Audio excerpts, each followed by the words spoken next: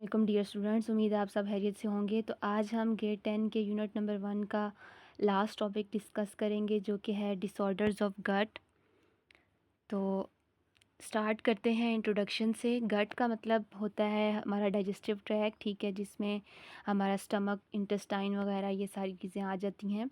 तो डिसऑर्डर का मतलब होता है ख़राबी या बीमारियां, ठीक है। तो हमने इस चैप्टर में डाइजेस्टिव सिस्टम की डिटेल स्टडी की है। तो डाइजेस्टिव सिस्टम से रिलेटेड ख़ास तौर पे स्टमक और इंटेस्टाइन से रिलेटेड जो भी डिफरेंट डिजीज़ जो हैं होती हैं, डेवलप होती हैं, ठीक है, उनके बारे में हम डिटेल पढ़ेंगे। तो यहाँ पे 3 कॉमन डिसऑर्डर्स हैं, ठीक है, जो कि हमारे डाइजेस्टिव सिस्टम से रिलेटेड हैं। 3 कॉमन बीमारियाँ हैं जो कि डाइजेस्टिव सिस्टम यानी हमारे स्टमक और इंटेस्टाइन से रिलेटेड हैं। उनकी हम डिटेल स्टडी करेंगे। नंबर 1 है diarrhoea, number 2 constipation and number 3 ulcer, ठीक है। यहाँ पे आपको डेफिनेशन बताई हुई है। Different problems develop in the digestive system, these problems are called disorder of the गट।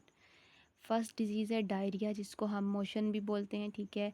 पेट की बीमारी है, ठीक है। Diarrhoea is the disorder of digestive system in which stools become watery and frequency of defecation increases. Diarrhoea जो है इसको हम जो है ये हमारे डाइजेस्टिव सिस्टम की एक ऐसी बीमारी है जिसमें जो स्टूल होता है यानी जो सॉलिड वेस्ट मटेरियल है हमारी बॉडी का, वो वाटरी हो जाता है, ठीक है। और जो हमें फ्रीक्वेंसी ऑफ डेफिकेशन जो है वो बढ़ जाती है, मतलब वाशरूम जो है वो बार बार जाना पड़ता है।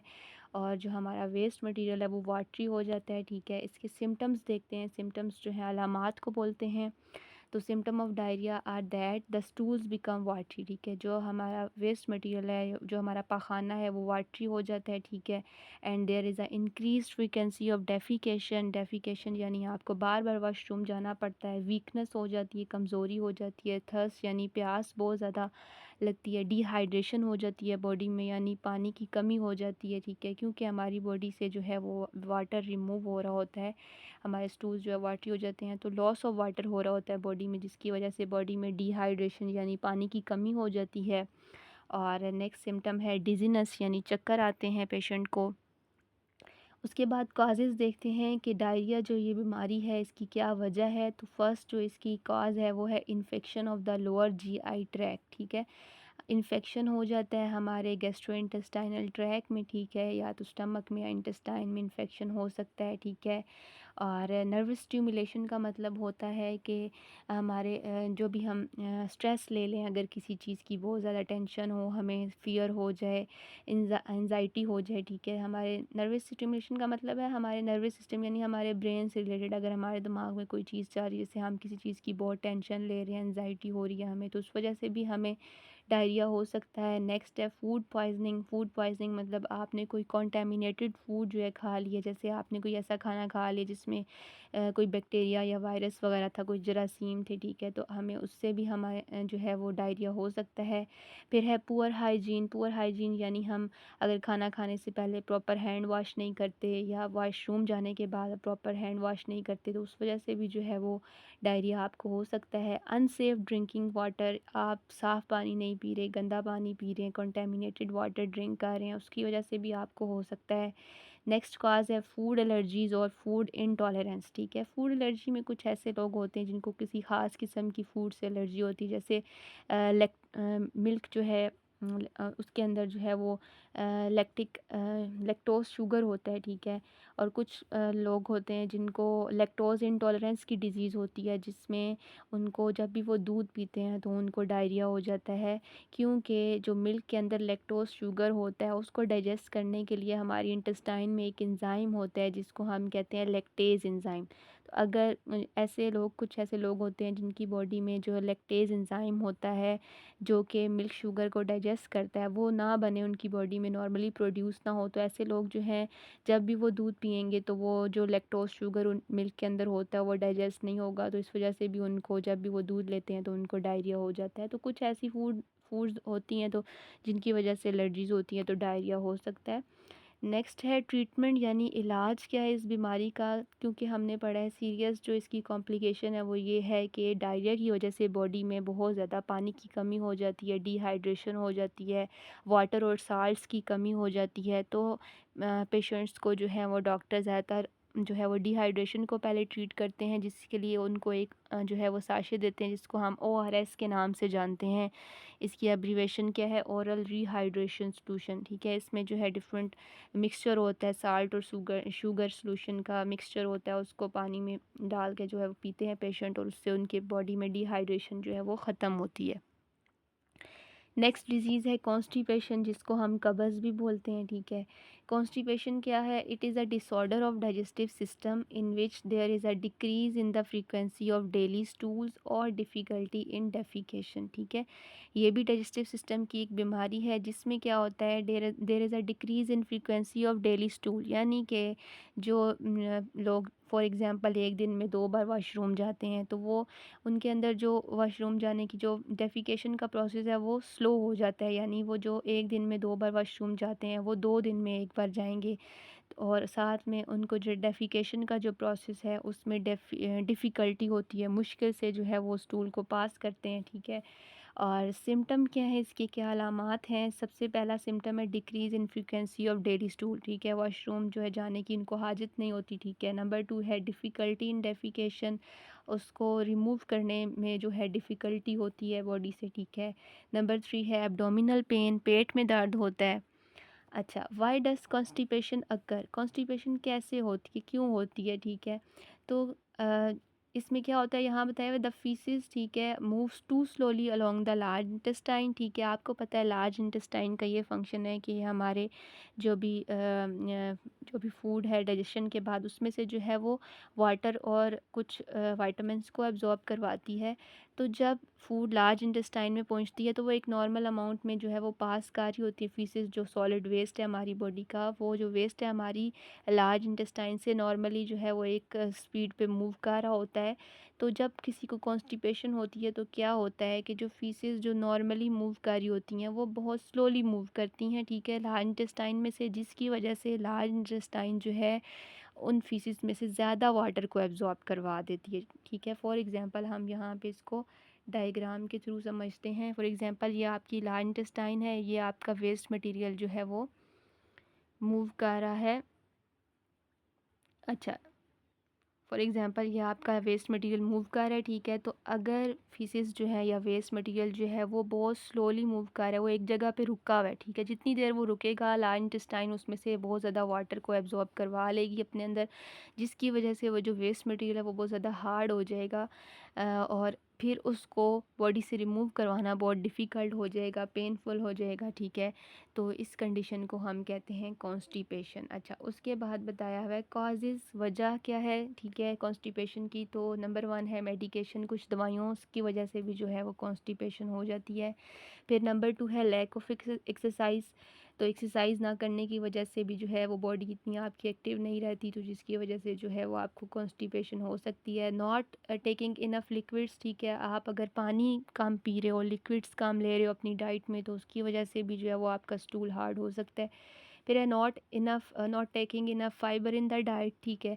अगर आप फाइबर नहीं ले रहे, फाइबर जो है आपको पता है हमारी डाइट का एक पार्ट है, जिसको अनडाइजेस्टेबल पार्ट है हमारी फूड का। इसका काम ये होता है कि ये जब हमारी बॉडी में ये डाइजेस्ट नहीं होता, लेकिन हमारी स्मॉल इंटेस्टाइन में से जब ये पास होता है तो उनको साफ़ करता है, ठीक है। लार्ज इंटेस्टाइन में से जब पास होता है तो ये जो है वो वेस्ट मटेरियल को भी जो है वो मूव करवाता है आगे की तरफ। तो अगर हम अपनी डाइट में जो है वो फाइबर नहीं ले रहे, जैसे हम फ्रूट्स, वेजिटेबल और सीरियल्स वगैरह नहीं ले रहे अपनी डाइट में, तो उसकी वजह से भी कॉन्स्टिपेशन हो सकती है।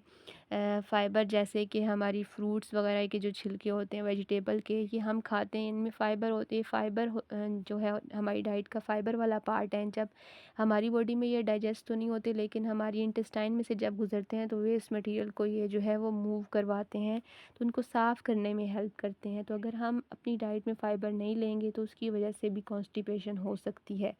नेक्स्ट है a change in your routine और lifestyle such as change in your eating habits.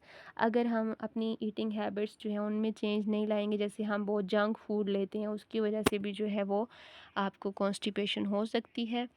Next है ट्रीटमेंट, ठीक है, इलाज क्या है कॉन्स्टिपेशन का। तो एक तो जो है डॉक्टर्स कहते हैं कि डाइट में आपको फ़ाइबर लेना चाहिए, ठीक है। और फ़ाइबर में अगर आपने नाम सुना हो इस्पागोल का, तो इस्पागोल भी जो है वो एक फ़ाइबर है, ठीक है। और उसके अंदर जो है फ़ाइबर होता है और उसकी वजह से जो स्टूल्स हैं वो सॉफ्ट हो जाते हैं और वो डिस्चार्ज करने में जो है वो आसानी होती है बॉडी से। लैक्सेटिव जो है वो एक ऐसी मेडिसिन्स हैं जो कि फीसेस को या स्टूल को सॉफ्ट बनाती हैं, ठीक है, ताकि वो बॉडी से इजीली रिमूव हो सकें। अच्छा, फिर है प्रिवेंशन। प्रिवेंशन में हम ये पढ़ते हैं क्या एहतियाती तदाबीर करनी चाहिए, क्योंकि कॉन्स्टिपेशन को कहा जाता है कि it is a mother of all diseases, ये सारी बीमारियों की जो है वो माँ है, ठीक है। कॉन्स्टिपेशन की वजह से बहुत सारी और भी बीमारियां होती हैं। तो इससे बचने के लिए हमें क्या क्या करना चाहिए, क्या प्रिवेंशंस होनी चाहिए, क्या एहतियाती तदाबीर होनी चाहिए। तो नंबर 1 है ड्रिंक प्लेंटी ऑफ वाटर और फ्लूइड्स, ठीक है, हमें अपने पानी ज़्यादा पीना चाहिए, फ्लूइड्स लिक्विड्स को ज़्यादा लेना चाहिए। ईट अ फाइब्रस फूड, ठीक है, हमें अपनी डाइट में फाइब्रस फूड लेनी चाहिए जैसे फ्रूट्स, वेजिटेबल और सीरियल्स वगैरह। इसके अलावा हमें एक्सरसाइज भी जो है वो रेगुलरली करनी चाहिए। नेक्स्ट है अल्सर। अल्सर भी जो है वो डाइजेस्टिव सिस्टम की एक डिजीज़ है, ठीक है। डेफिनेशन क्या है, ulcer is a open sore in the wall of gut caused by gradual disintegration of the tissue, ठीक है। अल्सर जो है ये एक ऐसी बीमारी है जो हमारी गट के अंदर जो वॉल्स होती हैं, जैसे हमारी स्टमक की जो वॉल्स हैं उनके अंदर, सोर कहते हैं ज़ख़म को, ठीक है। ज़ख़म हो जाता है हमारे स्टमक में या इंटेस्टाइन में, ठीक है।